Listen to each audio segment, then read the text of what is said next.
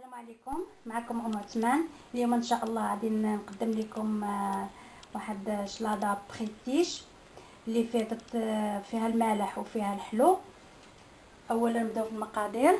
عندي هنا الكوك مسلوق، انا سلقته في الماء مع الملحه. وغادي نحتاجو السلطه ديال الزرع المهرس، وهذا انا سلقته في الماء والملحه. وهنايا عندي جلبانه وفلفله الوان، وعندي هنا البسباس، وعندي خيزو، البابا، البورو مشلط. عندي هنايا اش يقولوا ليه مكور او ليشو، انا قطعته رقيق بزاف. هو اللي غادي نديرو حلو مع الفواكه. انا عندي الفريز، كيوي، بنان والباباي، وعندي هنا شويه ديال الزبيب وشويه ديال السانوج وشويه ديال زريعه الكتان. وعندي هنا البيض مسلوق انا سلقته، والصفر ديالو هو هذا. انا غادي نخلطه مع شويه ديال الثوم وشويه ديال المايونيز. وهنا عندنا فاني، دانون فاني ودانون مسوس والخل والبزار والزيت العود. وعندي هنايا انا سترت في البلا ديالي، عندي سترت انايا الخس، وسترت هنايا الخيار من بعد ما نقيتهم بالطبع. دابا غادي ندير البيض مسلوق، غادي نطحنو مع شويه ديال الثوم وشويه ديال دانون مسوس وشويه ديال الزيت وشويه ديال الملح وشويه ديال البزار ونرجعو. ودابا من بعد ما طحنت صفرت البيض مع الثوم وشويه ديال دانون مسوس وشويه ديال الملح والبزار، انا درتهم في لابوش وذوقت بهم الصفار ديال البياض ديال البيض. ها هما نخليهم ابار، وندوزو دابا للشلاضه ديال الزرع.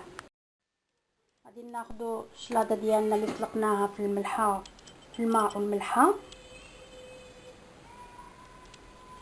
وغادي ناخذوا جلبانه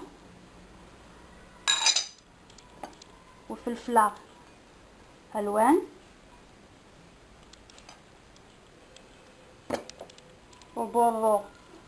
بوارو اللي قطعته طريفات، والزيت اللي خلينا من ديال الثوم هو اللي غادي نستعمل هنايا. ودابا غادي ندير الملحه والخل وشويه ديال زيت العود وشويه ديال البزار ونخلط، وغادي نديرهم هنا في هذا باش ياخذ ليا هذا الشكل، وغادي نحطو في البلا ديالنا.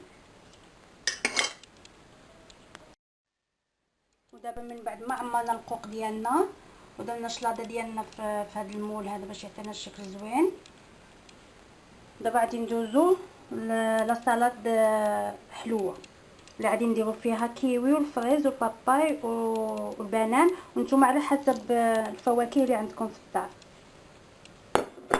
وغادي نديرو ليشو،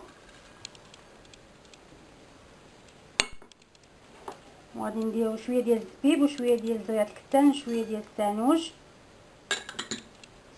وغادي نخلط باي غوص عندكم باي نكهه تبغيو. انا درت غير الفاني.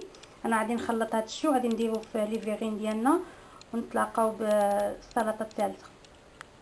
وهذا هو الشكل النهائي ديال السلطه ديالنا بريستيج، تجي على هذا الشكل.